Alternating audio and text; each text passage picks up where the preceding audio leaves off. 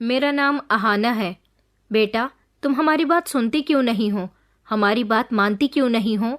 देखो, लड़कियां इस तरह रात को आधी आधी रात तक घर से बाहर नहीं रहती, ऐसे पार्टियां नहीं करती। ये सब बिगड़ी हुई लड़कियों की पहचान होती है। और तुम तो एक शरीफ घर की लड़की हो, फिर तुम्हें ये सब कुछ शोभा नहीं देता। बेटा, तुम्हें अपने डैड की इज्जत का ख्याल करना चाहिए। तुम्हारे डैड ने तुमसे कितनी सारी उम्मीदें लगाई हुई हैं और तुम हमेशा हम लोगों का दिल तोड़ती रहती हो, अपने डैड को भी निराश कर देती हो। मैंने कहा, ओह मॉम, एक तो घर से जब जब मैं निकलती हूँ आप कुछ इसी तरह की बातें मुझसे कहती हो। ये कहाँ की शराफत है कि हम रात को पार्टियां ना करें और घर से बाहर ना निकले? क्या इंसान की शराफत का अंदाज़ा सिर्फ इन्हीं चीज़ों से लगाया जाता है? मेरी मॉम ने कहा कि बेटा, तुम बात को समझती क्यों नहीं हो? देखो, इस समय शहर का माहौल बहुत ख़राब है। तुम नहीं जानती कि जवान लड़कियों की इज्जत बहुत नाजुक होती है। मैंने कहा, मॉम, मैं बातें सुन सुनकर जवान हो चुकी हूँ। आपको कितनी बार बताऊं कि मुझे ये सब कुछ करना बहुत अच्छा लगता है। मैं आपकी इकलौती बेटी हूँ और जो कुछ भी है वो मेरा ही तो है। आप लोग इतना घबराते क्यों हो? मुझे मेरी ज़िंदगी खुलकर जीने क्यों नहीं देते?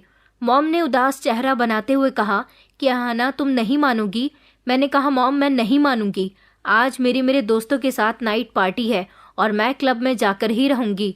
हम जैसे बड़े लोगों को ये सारी बातें शोभा नहीं देती कि हम घर में रुकें और अपने परिवार के साथ टाइम स्पेंड करें, बल्कि हम जैसे बड़े लोगों का दिन भी बाहर गुजरता है और रात भी। सो चलिए मॉम, आप इतना परेशान मत होइए, मैं जल्दी ही घर वापस आ जाऊंगी। मैंने मॉम के गालों पर एक किस किया और उनको एक छोटा सा हक करते हुए ड्राइवर के साथ गाड़ी में बैठकर क्लब आ गई थी।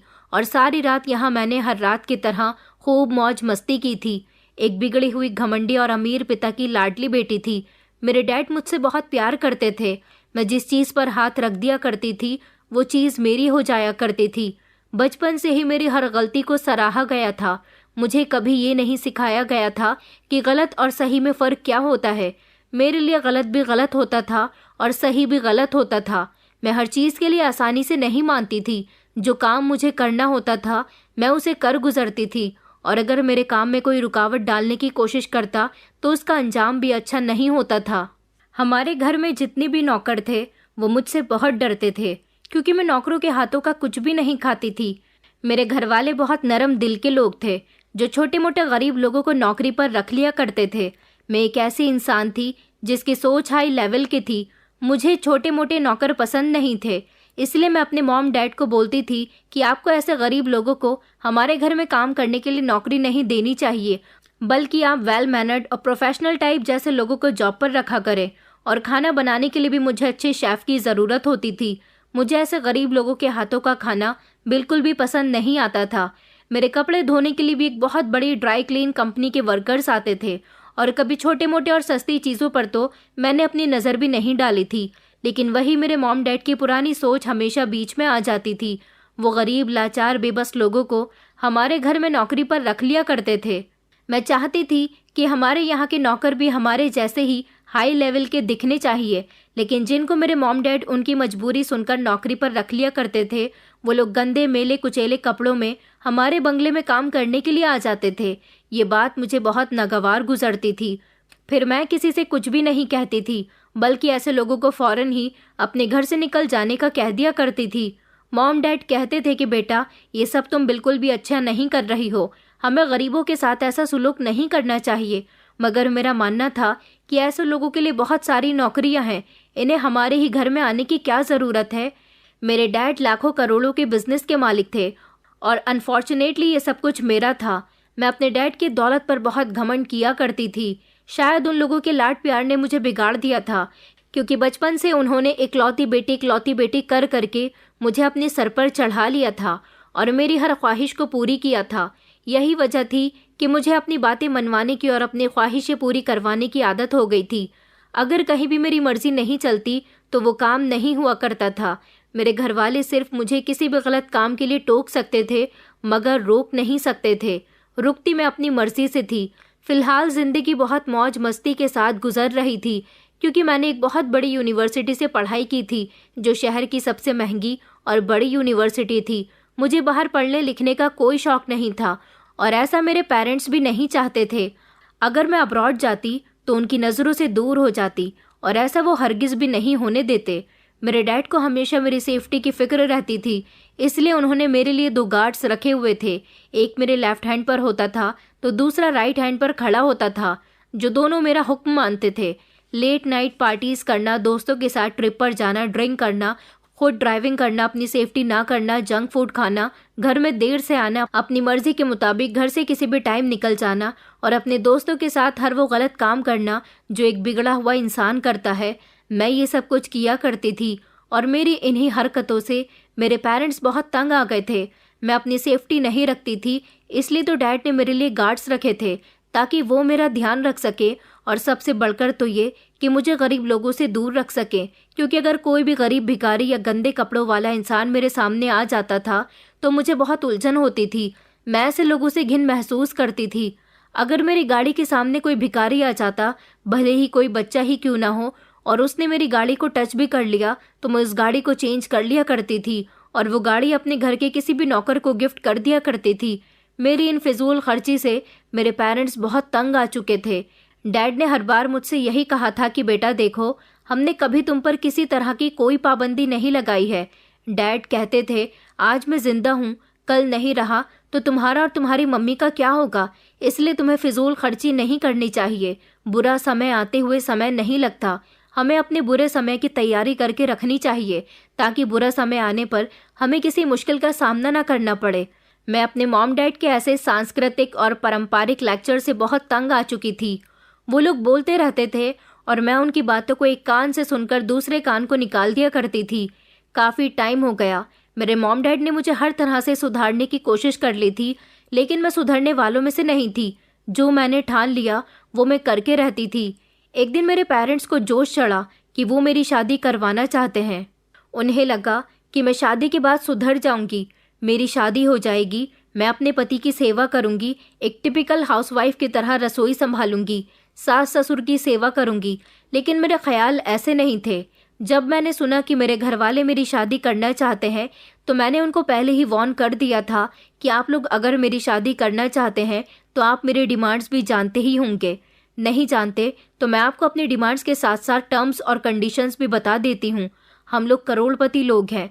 मैं चाहती हूँ कि मेरी जहाँ शादी हो वो अरबपति लोग हों, मतलब हमसे भी ऊंचे हों। लड़का इकलौता होना चाहिए। मुझे देवर जेठ और नंद बिल्कुल भी पसंद नहीं है। उन लोगों को शायद मैं हैंडल नहीं कर पाऊंगी। लड़के के पेरेंट्स मुझ पर किसी तरह की कोई रोक टोक ना करें और हस्बैंड सिर्फ मुझसे प्यार करे, मेरी खुशियों का ख्याल रखे, मेरे सारे शौक पूरे करे, बल्कि मेरा जैसा ही बन जाए। और कुछ कंडीशन आप लोगों के लिए भी हैं। मुझे अपनी शादी में कुछ ब्रांडेड डिज़ाइनर और एकदम सिलेक्टेड चाहिए। सब कुछ हटके होना चाहिए। मेरी शादी किसी फिल्म स्टार जैसी होनी चाहिए। मेरी बात सुनकर मेरी मॉम ने कहा कि बेटा, तुम्हारी शादी बिल्कुल ऐसे ही होगी। हम तुम्हारी शादी में कोई कमी नहीं छोड़ेंगे। तुम्हारे लिए ससुराल भी अच्छा देखेंगे, लेकिन तुम जो अपने ससुराल वालों के प्रति शर्त रख रही हो वो बिल्कुल भी ठीक नहीं है। यहाँ हम तुम्हारे नखरे उठा रहे हैं। ज़रूरी नहीं कि तुम्हें ससुराल भी ऐसा ही मिले। तो मैंने हंसकर कह दिया कि ठीक है, फिर मैं कुंवारी ही ठीक हूँ। मुझे ज़रूरत नहीं ससुराल जाने की। मैं शादी नहीं करूँगी। मेरी इस बात पर मेरे पेरेंट्स के पास मुझे देने के लिए कोई भी जवाब नहीं होता था। मेरी बदतमीजियाँ अब उन लोगों के साथ भी बढ़ती जा रही थी, क्योंकि मैं घर में उनको बिल्कुल भी टाइम नहीं देती थी। घर में रुकती ही बहुत कम थी। उन्हें हमेशा मेरी फिक्र लगी रहती थी। वो दोनों रात रात भर जागकर मेरा इंतज़ार किया करते थे। जैसे ही मैं घर आती तो उनसे कोई बात नहीं करती थी, क्योंकि उन लोगों को अपना इंतज़ार करते हुए देखना मुझे बिल्कुल भी पसंद नहीं था। इस तरह से मेरे कंफर्ट के साथ छेड़छाड़ होती थी। ये सब देखकर मेरे पेरेंट्स भी मेरे साथ सख्ती से बात किया करते थे और मैं उनको उनकी सख्ती का जवाब बदतमीज़ी से दिया करती थी। जब एक दिन माँ ने मेरे साथ गुस्से में बात की और कहा कि अहाना, आखिर तुमने इस घर को क्या समझ रखा है? जब मुंह उठाए चली जाती हो, जब मन किया घर से निकल जाती हो। हम तुम्हारे पेरेंट्स हैं, तुम में इतनी तमीज़ नहीं कि हमसे परमिशन भी ले लो। तो मैंने उनको करारा जवाब दिया कि आप लोग भी तो जो चाहे वो करते हो। कभी आप लोगों ने तो अपनी बेटी से कोई परमिशन नहीं ली, और वैसे भी ये घर मेरा है मॉम, आपका नहीं। मॉम कहने लगी कि ये तुम मुझसे किस लैंग्वेज में बात कर रही हो अहाना? मैंने माँ से कहा कि आप भी मेरे साथ सोच समझकर बात किया कीजिए। आप जानती हैं कि आपकी बेटी का नेचर कैसा है, फिर भी आप लोगों को मेरे ऊपर पाबंदियां लगाने का बहुत शौक है। ये कहकर मैं उनको आंखें दिखाते हुए अपने कमरे में आ गई थी। मेरी इन बातों का मेरी मॉम के ऊपर क्या असर हुआ था ये तो मैं नहीं जानती थी, लेकिन फिर मेरी जिंदगी में ऐसा मोड़ आ गया जिसने मेरी जिंदगी के नए सफर को शुरू कर दिया था। 2 दिन गुजर गए थे। मॉम मुझसे बात नहीं कर रही थी और मुझे इस सब से कोई फर्क नहीं पड़ता था। हाँ, लेकिन डैड ने कहा था कि तुमने जो अपनी मॉम के साथ बदतमीजी की है वो बिल्कुल भी ठीक नहीं थी। डैड ने गुस्से में मेरे बॉडीगार्ड्स को नौकरी से निकाल दिया था। हालांकि इस सब से भी मुझे कोई फर्क नहीं पड़ा था। फिर उस दिन जब मैं अपनी फ्रेंड्स के साथ शॉपिंग करने के लिए जा रही थी, मैं मॉल के अंदर दाखिल होने ही वाली थी जब एक भिखारी मेरे सामने पैसे मांगने के लिए आया। उसका हुलिया देखकर मैंने उसी समय उसको गुस्से में एक जोरदार ठोकर मार दी और कहा कि तुम्हें भीख मांगते हुए शर्म नहीं आती? हाथ पैर बिल्कुल सही सलामत है, फिर भी भीख मांग रहे हो। वो हैरान होकर मुझे देखने लगा और कहने लगा कि शर्म तो तुम्हें करनी चाहिए, घमंडी लड़की जिसे अपने आगे कोई भी दिखाई नहीं देता। मैंने कहा, तुम्हारी ये जुर्रत, तुम मेरे साथ बदतमीजी करो। मैंने अपने बॉडीगार्ड वीरू को आवाज़ लगाई। पीछे पलटकर देखा तो याद आया कि मुझे तो अपने बॉडीगार्ड्स की आदत हो गई है। बॉडीगार्ड्स को तो डैड ने नौकरी से निकाल दिया। उस भिखारी की तो हिम्मत इतनी ज़्यादा बढ़ती जा रही थी कि वो मुझे बद्दुआ देने लगा। मुझे अहाना ओबराय को, जो किसी की नज़र भी खुद पर बर्दाश्त नहीं कर सकती थी, वो इस भिखारी की बदतमीजी कैसे बर्दाश्त करती। मैं उसके मुंह पर थप्पड़ मारने के लिए हाथ उठा चुकी थी, लेकिन उसने फौरन ही मेरा हाथ पकड़ लिया। उसके गंदे हाथ, फटे पुराने कपड़े, मगर चेहरा साफ था। ये सब देखकर मुझे उलझन महसूस हुई।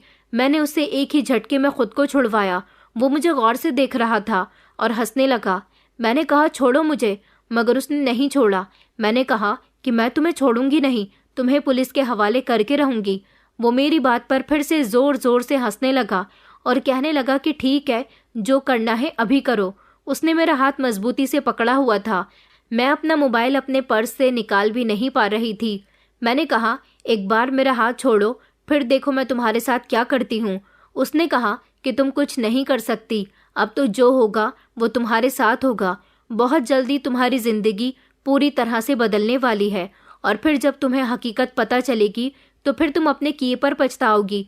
तुम्हें गरीबों से नफरत है ना, तो तुम्हारी शादी किसी गरीब लड़के से ही होगी जिसे देखकर तुम हैरान रह जाओगी। जाओ, मेरी ये तुम्हें बद्दुआ है, मेरी बद्दुआ तुम्हें ज़रूर लगकर रहेगी।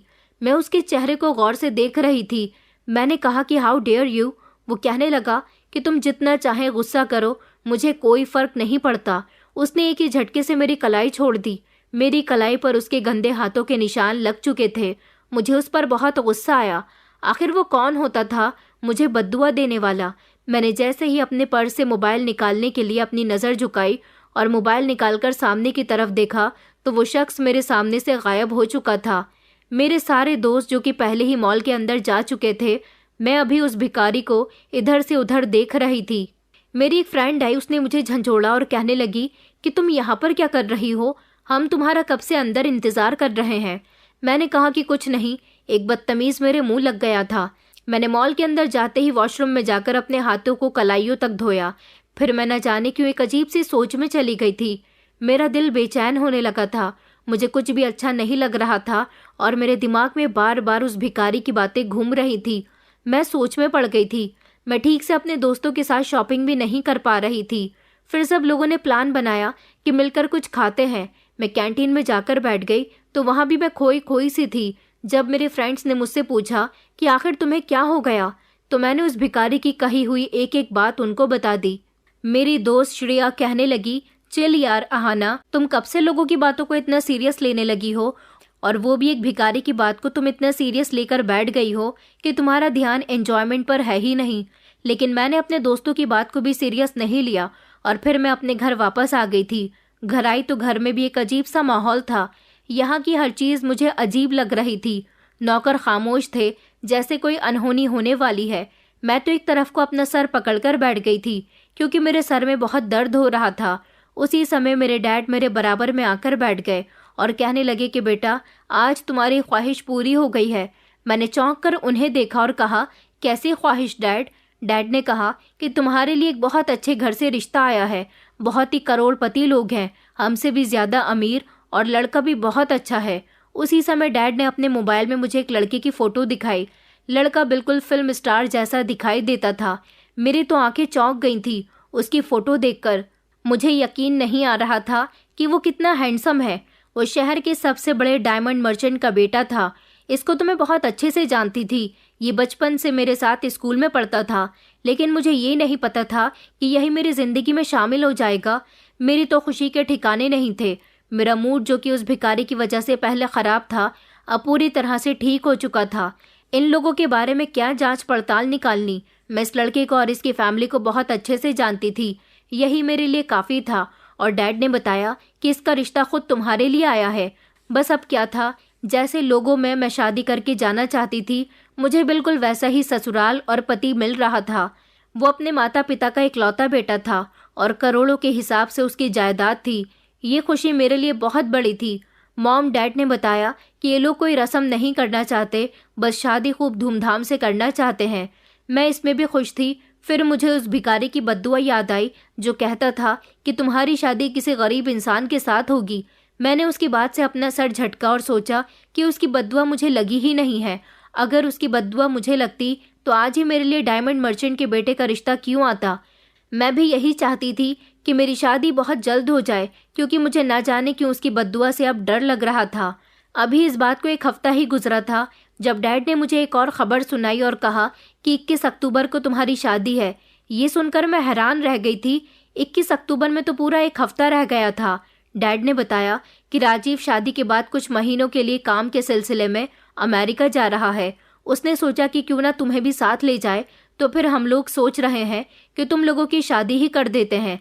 वैसे भी दोनों ही परिवारों के बीच में पैसे की कोई कमी नहीं है। शादी खूब धूमधाम से होगी। मैंने इस मामले में कुछ नहीं कहा। मैं खुश थी कि चलो अच्छा है, कल मुझे अपना रिश्ता लगने की खुशी मिली तो आज 1 हफ्ते बाद शादी की भी खुशी मिल गई थी। मैं राजीव के साथ शादी के सपने देखने लगी थी और उस भिखारी के बारे में सोचने लगी जिसने मुझे बद्दुआ दी थी। वो दोबारा से मुझे कहीं नजर नहीं आया। मैं उसकी तलाश में थी क्योंकि उसे सज़ा दिलवाना चाहती थी। मेरे लिए ये 1 हफ्ता बहुत कम था। आखिरकार मेरी अपनी शादी थी और मुझे अपनी शादी के लिए ढेर सारी शॉपिंग करनी थी। मैं हर रोज़ शॉपिंग करने के लिए घर से बाहर निकलती थी, लेकिन मुझे वो भिखारी कहीं नहीं मिला। मेरी शादी बहुत धूमधाम से होने जा रही थी। अपनी शादी के लिए कुछ मैं अपनी पसंद का खरीद रही थी। कोई ऐसी वैसी शादी नहीं थी। शहर के बहुत बड़े बिजनेसमैन की बेटी की शादी थी। मेरी शादी का दिन भी आ गया था।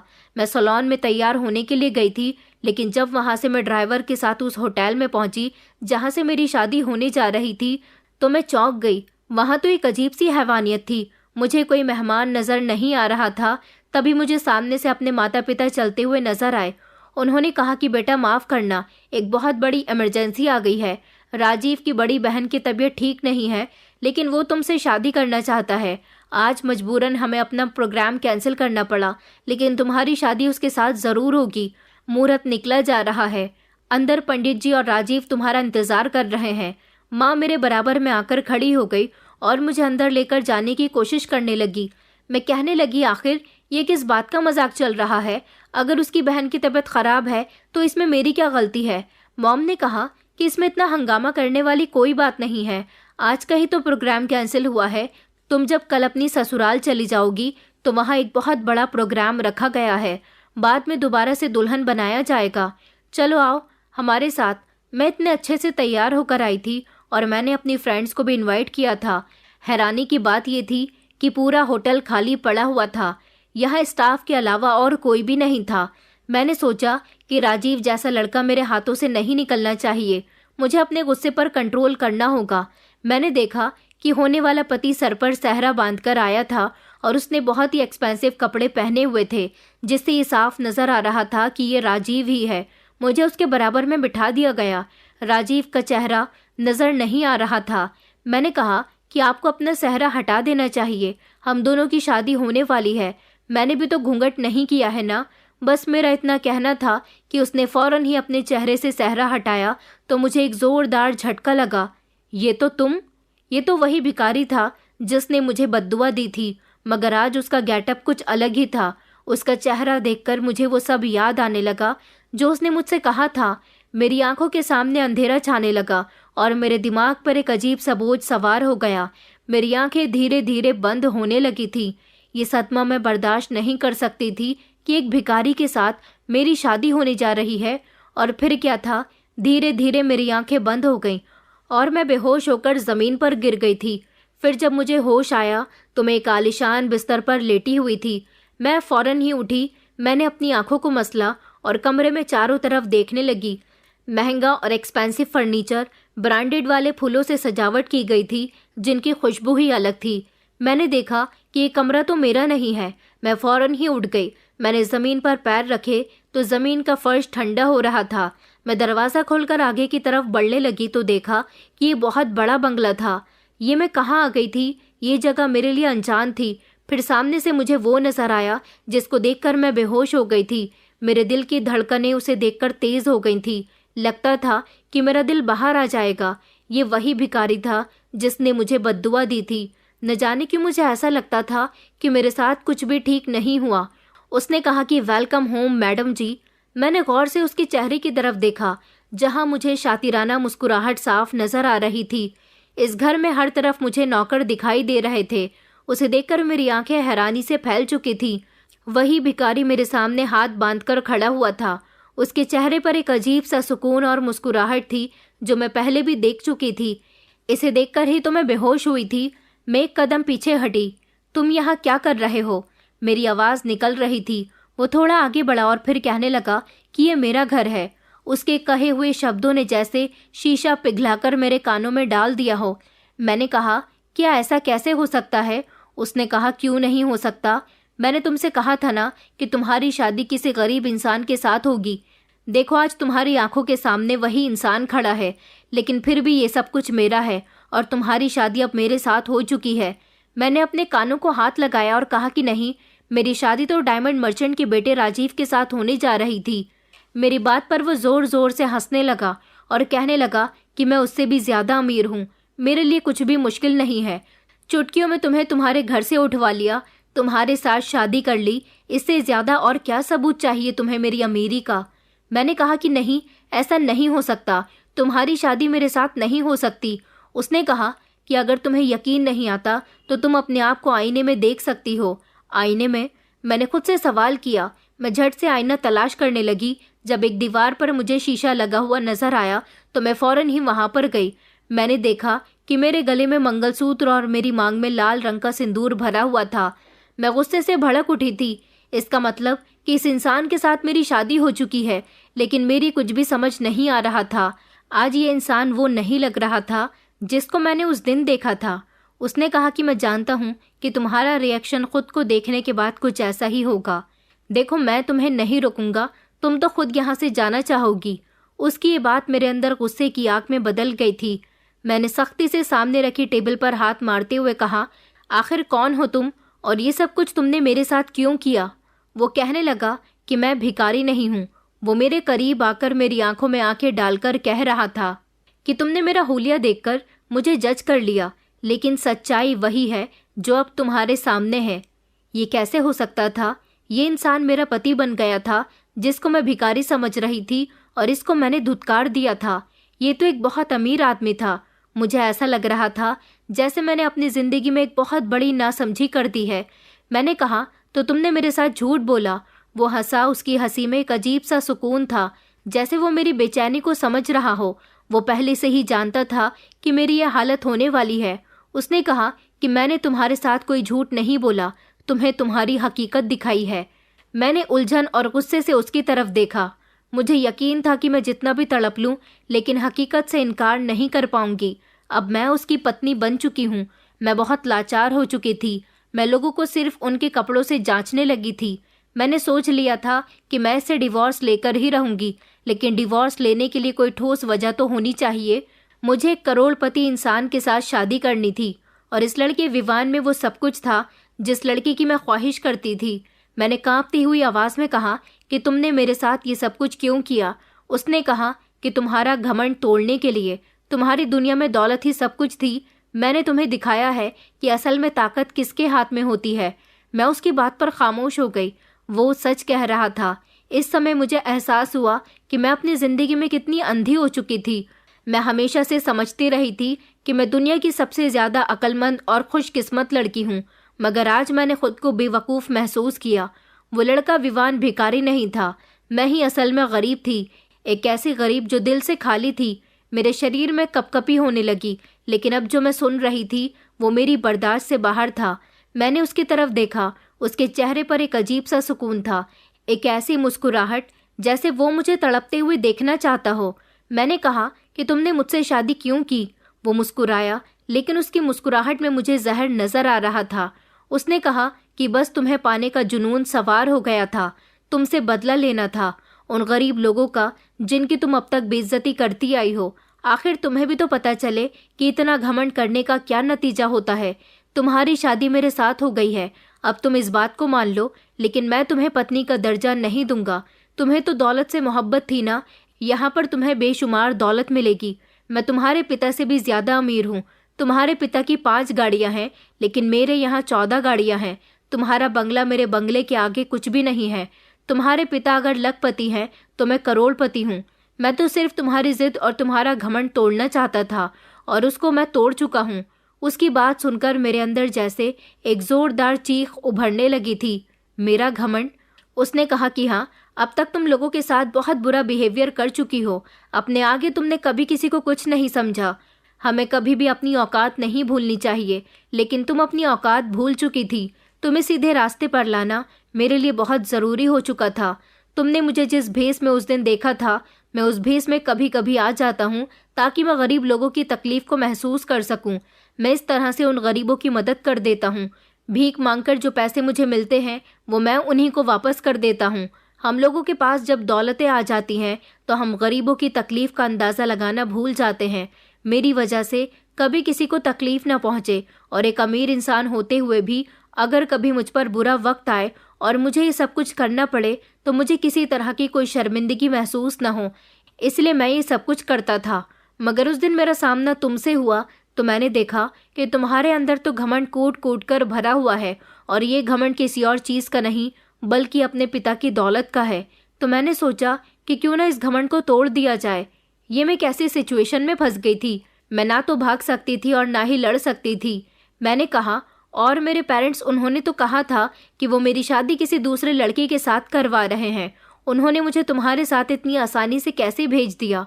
वो फिर से हंसा और कहने लगा कि तुम्हें तो दौलत की ताकत का अंदाज़ा बहुत अच्छे से होगा, तो बस फिर तुम अंदाज़ा लगा लो कि मैं किस तरह से तुम्हें तुम्हारे घर से यहाँ लेकर आया हूँ। उसकी बात सुनकर मेरी आंखों से आंसू गिरने लगे। उसने कहा कि देखो, मैं जानता हूँ कि सच्चाई जानने के बाद तुम्हें मैं अच्छा नहीं लगूंगा, लेकिन मेरी दौलत तुम्हें बहुत अच्छी लगेगी, तो तुम आराम से यहाँ पर रह सकती हो। मेरी दौलत इस्तेमाल करो, तुम मेरी पत्नी बन गई हो। ये सब कुछ मेरे साथ साथ तुम्हारा भी है। तुम्हारे लिए सिर्फ दौलत ज़रूरी है ना? तुमने हमेशा अपना फ़ायदा देखा, तो तुम्हें अब यहाँ तुम्हारा फ़ायदा ही मिलेगा। भरपूर दौलत मिलेगी और भरपूर ऐशो आराम मिलेगा। मगर याद रखना कि तुम कभी मुझसे मोहब्बत हासिल नहीं कर सकोगी, क्योंकि तुम्हें रिश्तों की कदर नहीं है। ये कहकर वो वहाँ से चला गया था और मैं रोने लगी थी। आखिर मेरे साथ ये सब कुछ क्या हो गया? वो मेरे साथ किसी तरह की कोई ज़बरदस्ती नहीं कर रहा था, लेकिन यहाँ इस घर में लाने के बाद उसने मुझे अपनी कैद में रख लिया था। उसका कहना था कि तुम यहाँ से जाना चाहती हो तो जा सकती हो, लेकिन मैं कभी तुम्हें अपने रिश्ते से आज़ाद नहीं करूँगा। अब मेरे पास रोने के अलावा और कुछ भी नहीं था।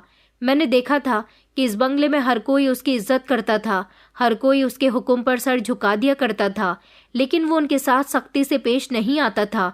फिर मुझे याद आया कि एक वक्त था जब मैं अपने घर के नौकरों के साथ बहुत बुरा बिहेव करती थी। वो अपने घर के नौकरों से हुक्म देने के बजाय रिक्वेस्ट करता था और उनसे नरमी से बात करता था। वो अपने किरदार से लोगों के दिल में अपनी जगह बना चुका था। मुझे सबसे ज़्यादा हैरानी तब हुई थी जब मैंने महसूस किया कि उसने कभी भी दौलत को अहमियत नहीं दी। मैं उसकी पत्नी थी, मगर उसने कभी भी मुझ पर अपना हक जताने की कोशिश नहीं की थी। वो मुझे मजबूर कर सकता था, मगर उसने कभी ऐसा नहीं किया।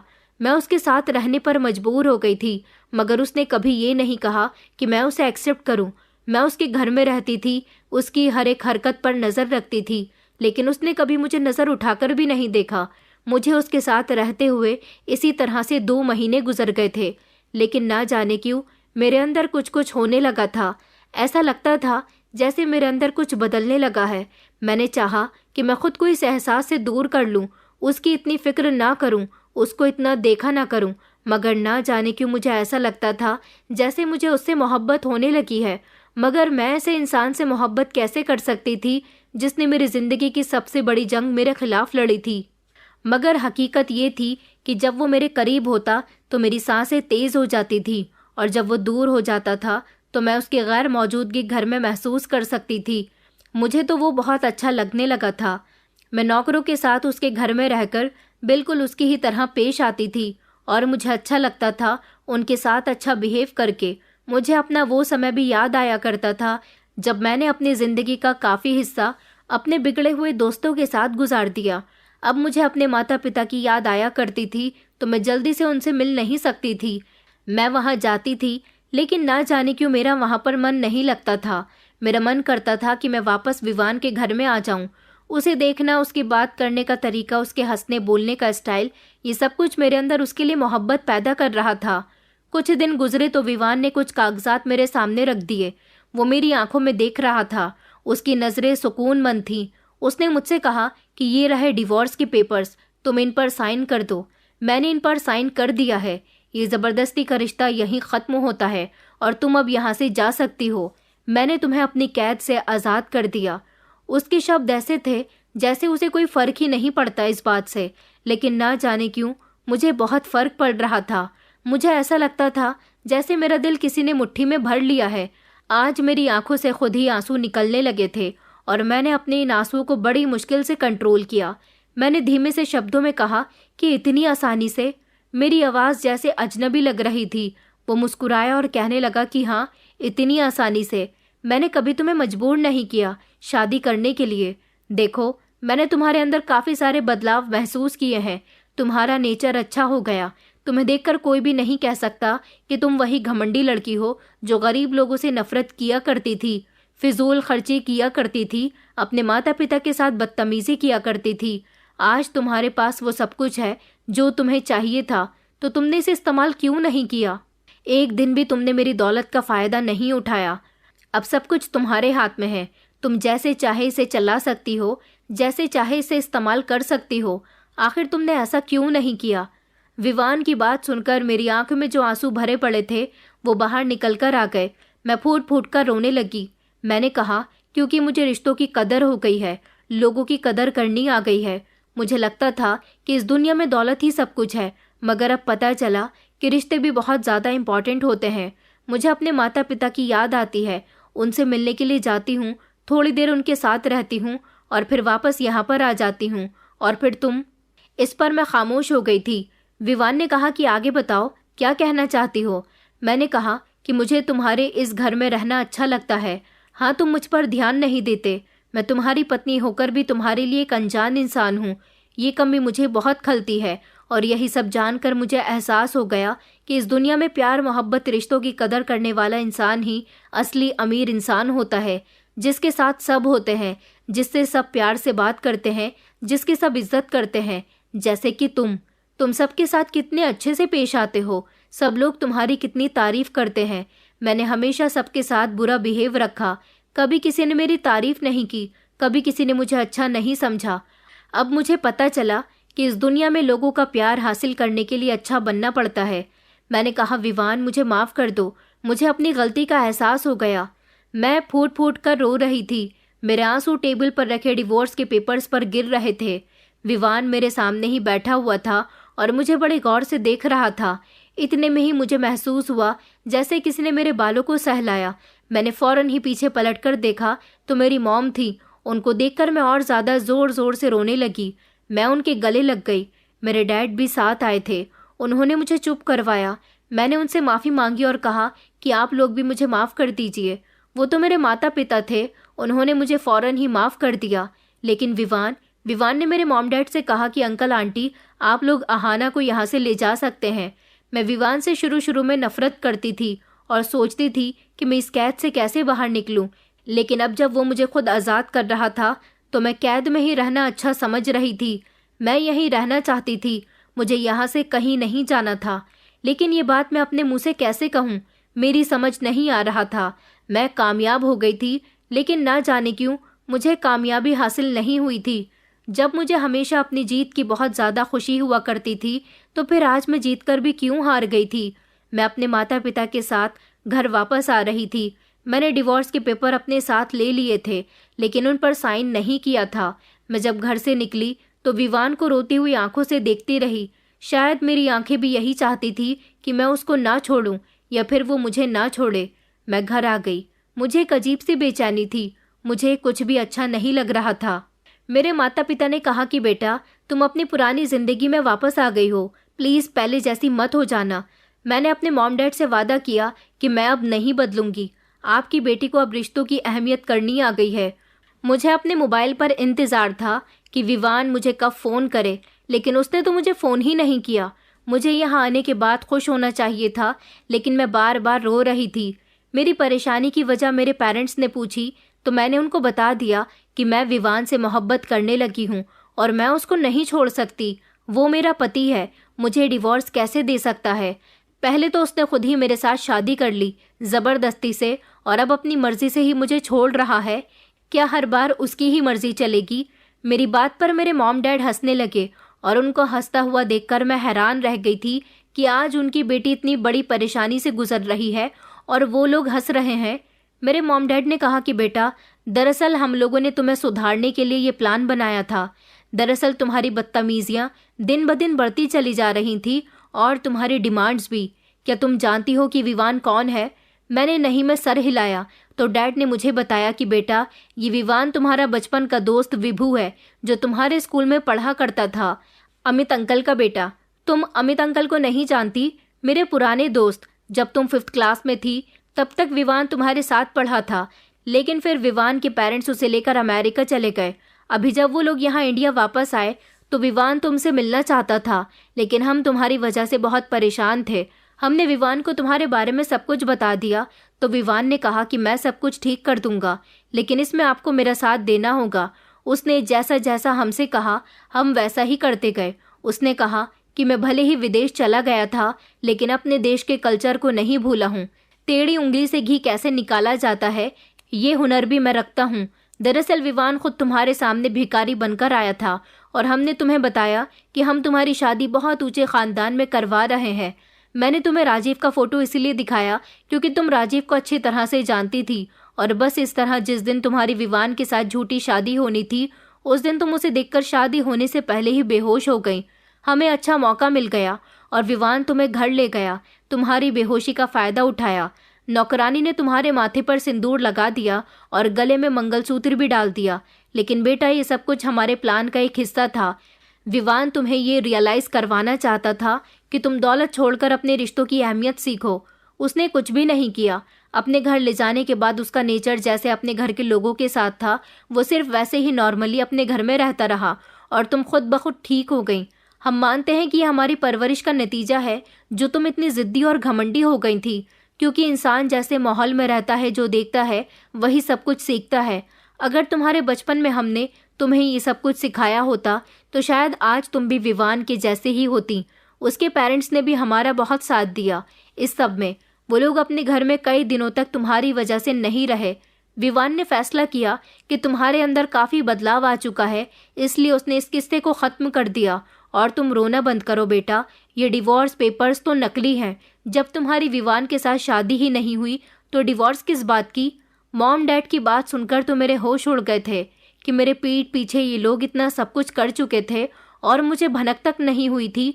लेकिन कहीं ना कहीं मुझे खुशी हुई थी और अफसोस भी हुआ था कि काश मेरी शादी विवान से हो ही जाती। मेरे पेरेंट्स ने कहा कि तुम्हें परेशान होने की ज़रूरत नहीं है। विवान के पेरेंट्स का कहना है कि अगर तुम विवान के साथ रहना चाहती हो तो वो खुशी खुशी तुम्हें अपने घर की बहू बनाने के लिए तैयार हैं। डैड की बात सुनकर मैं बहुत खुश हुई थी। मैंने सवाल किया कि क्या विवान मुझे एक्सेप्ट करेगा। मॉम कहने लगी, अब ये तो तुम्हें डिसाइड करना है बेटा, तुम जाओ और उसका दिल जीत लो। बस अब सारी सच्चाई मुझे पता चल गई थी।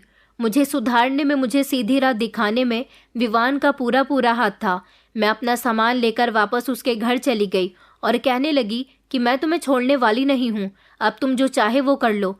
वो तो अपना सर पकड़कर बैठ गया और कहने लगा, यार मैं मजाक कर रहा था। वो तुम्हारे पेरेंट्स ने मुझे ये सब कुछ करने के लिए कहा था, तुम्हें सुधारने के लिए। देखो, मैं तुम्हें लाइफ टाइम अपने पास नहीं रख सकता। मेरी तुम्हारे साथ शादी नहीं हुई है। तुम्हारे घर वालों ने तुम्हें सब कुछ सच तो बता दिया है ना? मैंने कहा हाँ, मैं वो नहीं मानती जो मेरे पेरेंट्स ने मुझे बताया, मैं वो मान रही हूँ जो मुझे पता है। तुमने मेरे साथ शादी की थी ना। विवान कंफ्यूज हो गया।